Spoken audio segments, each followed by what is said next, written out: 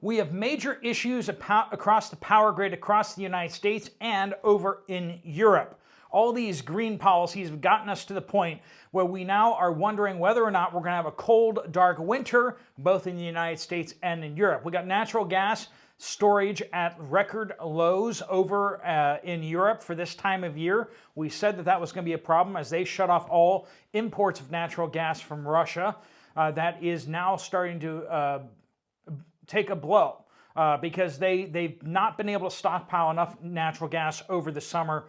And now as we go into winter and they start drawing that down, if they draw it down faster, right now they're not able to replenish it quickly and they have less in storage. They could have issues before spring. Over in the United States, we have increased power demand happening, and yet we have decreasing availability of power plants. Now, we have more solar and wind and politically compliant forms of power, but we just don't have enough power being produced. And this is a major, major problem. So we're looking out at winter, and we need to be thinking about some things. Now, I just had some folks who watch this channel come over to purchase some propane. I've stockpiled propane here, and I had a little bit to sell. So it's been a little bit of a challenge getting rid of that much propane this time of the year because not many people are looking forward into the winter and seeing danger. Most people are thinking barbecue season is over. So actually this is a great time for you to be picking up propane cylinders. If you get empty propane cylinders, you can then go exchange them for new propane at the exchanges. Or if it's a good enough bottle, you can go fill it up yourself and top it up fully. So if you go to the exchange, you usually get about 15 pounds of propane. If you go to a place that sells it by the pound or sells it by the gallon, then they will be willing to top it up all the way for you. So, but if you want a fresh, shiny cylinder, then go to the exchange, right? Anyway, so this is a time of year to be thinking propane. The Little Buddy heaters or Mr. Heater is a great way to go. They really backed up the folks over in North Carolina. They were donating a whole bunch of them. They're a great portable heat source. Now, some of you guys are probably familiar with the whole terracotta with the candles or the, that's probably not a great way to go. Even the Crisco candle may burn for a very long time, but candles just don't put off enough heat. When it comes to heat, you're going to be looking at getting approximately the same number of BTUs out of any fuel. So you need to not be thinking about like how to get more heat out of X fuel. You need to be thinking about just stockpiling more fuel. Now there's some fuels, there is a BTU difference between like alcohol, gasoline, and then as you go into the more energy dense type thing. Also, some are a little less efficient, like wood, when it comes to passing that heat off. But generally speaking, your BTUs are going to be fairly consistent per pound. So equivalent pound propane to equivalent pound gasoline, you're looking at about roughly the same BTUs. Now, someone's going to be in the comments and going to be like, it's 10% different or whatever, but basically the same. The nice thing about propane is that the bottles that I was selling off, I got like 4 or 5 years ago. So, I mean, they've just been sitting there, and yet they're still just fine. Propane doesn't go bad in the cylinder. Gas goes bad, diesel goes bad. It's harder to store that stuff. You got to rotate it. But if you keep gasoline in an airtight container, it does last longer than most people say. Now, if you're in the deep south and you got lots of heat, that can degrade it significantly. But think about what you're going to be doing this winter. What happens when the power goes out? What happens when your natural gas gets shut off? If that happens, what are you going to do? Oh, Steve, that will never happen. The power company would never let that happen to us. The gas company would never let that happen to us. The delivery company would never let that happen to us. Friends, I'm going to say a hard truth here right now. You have a responsibility to protect and provide for your family. The gas company does not. The electric company does not have responsibility for your family. God didn't look down from heaven and give them responsibility for you and your family and your children and your spouse. No, God gave you the responsibility. Now, you may utilize those companies, businesses, and that may be great.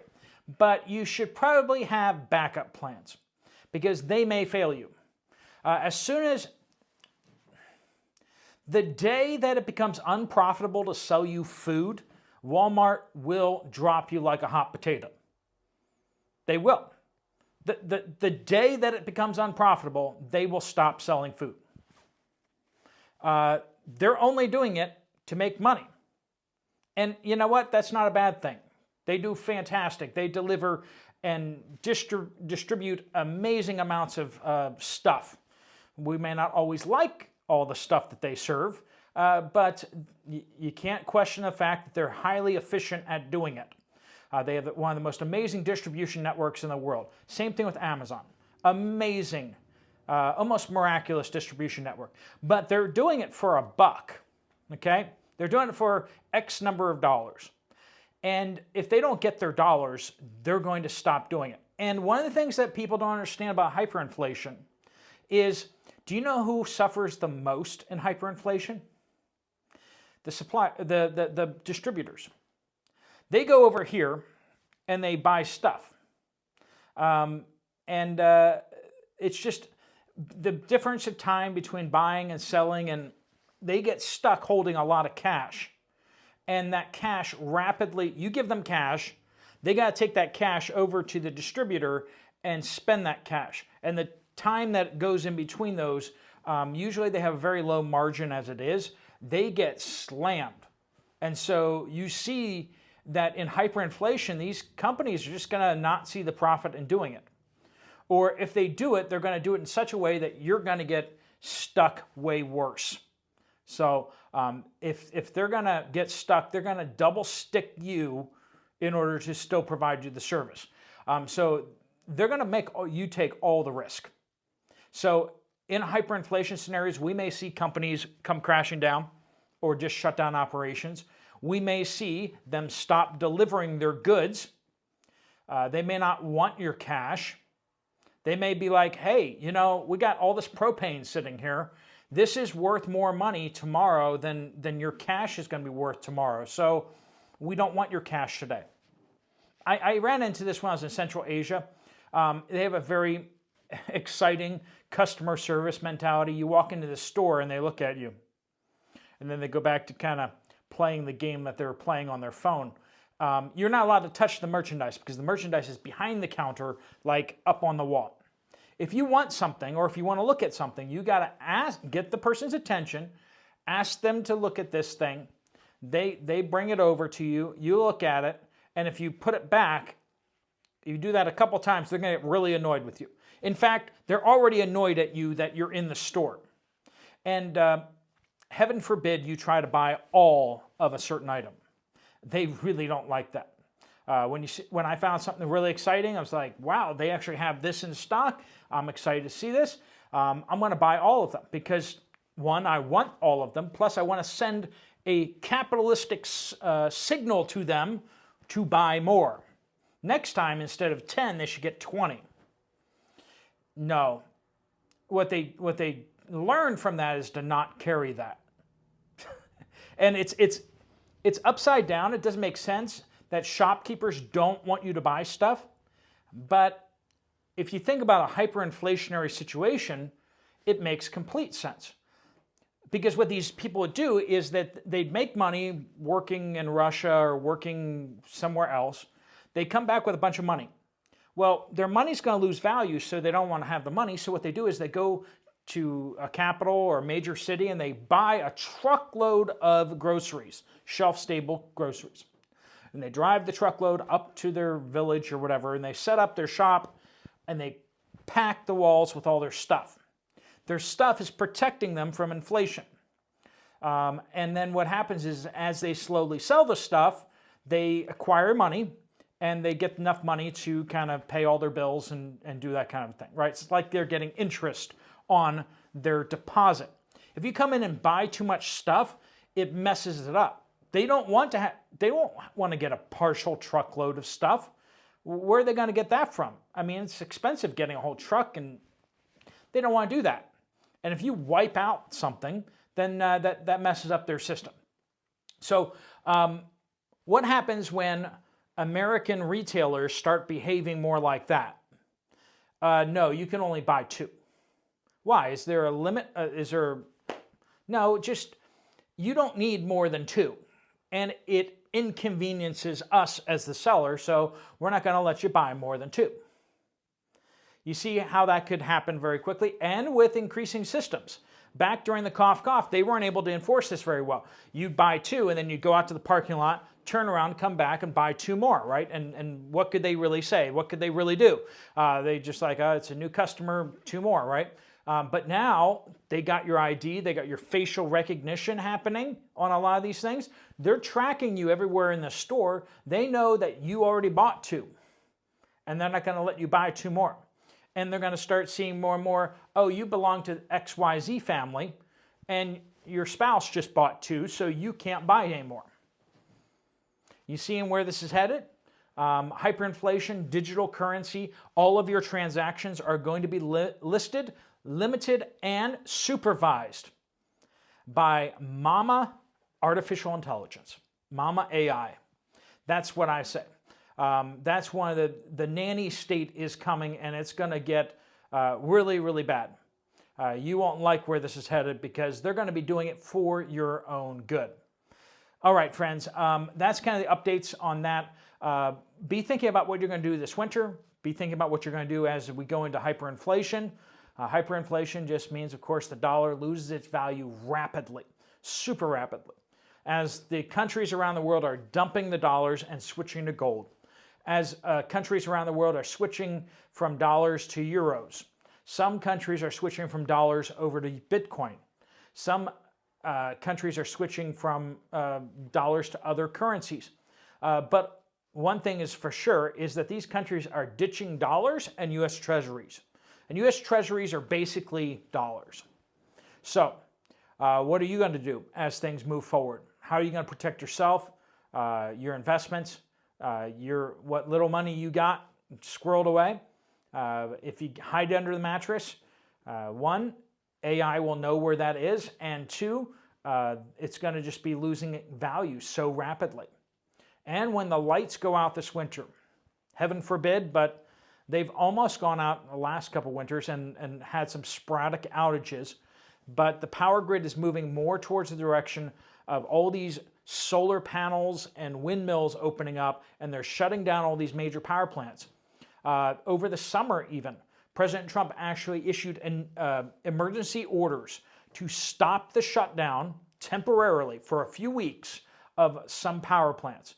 Now, he can only extend that for just a little bit.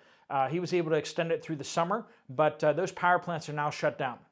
We have more power plants going offline, and these are the dependable coal, oil, natural gas fired power plants, and we're switching over to solar and wind and pixies and fairy dust, okay? And it's not a good switch, and we're going to be suffering for that going forward. All right, friends, let me know what you guys think down below in the comments. Let me know, are you stocking wood? Are you split wood? Are you stocking propane? Are you doing a different fuel source? Yeah, just be careful with the candles and wax. People dramatically overestimate how much energy and heat they can get from candles. This is coming from someone who had their power shut off in Central Asia, 2 hours on, 2 hours off throughout the winter. Sometimes it was 1 hour on, 3 hours off. And I actually did try cooking a hot dog. I would do that for funsies. When the power was out, I would stick a piece of hot dog on my fork and I would roast it over the flame. Do you know how long that takes? It takes a long time. Candles are hot, but they do not put off that much heat, okay? Don't be trying to cook your food over candles. Don't be trying to heat yourself and heat your apartment with candles. Type into Google, if you don't believe me, ask how many BTUs a candle puts out, and then extrapolate how many BTUs you need in order to heat a room. Okay? You're going to need a lot of candles. That's the truth of the matter. And not to mention, all those candles are a fire hazard, major fire hazard. Having one concentrated heat source is actually better. All right, friends, let me know what your thoughts are about this winter coming up. Do you think there's going to be issues? A lot of people are saying it's going to be a hard, cold winter this winter. So that is something also to take into consideration. Some people say we're due. Anyway, that's not very scientific, but the scientific stuff seems to be pointing towards a tougher, rougher winter, because of climate change. Anyway, that's what they're saying. That's what they keep telling us. Anyway, thanks so much for watching. If you want to check out another video from this channel, there's one right up here. We are now on the road, heading over to the Philippines, and still in the house here, but I'm across the hall from the studio, which has been packed up. So exciting things happening here, but we're going to be taking these with us, and hopefully you'll see this type of backdrop wherever I go. Thanks so much for watching. Steve Poplar of the Poplar Report, out.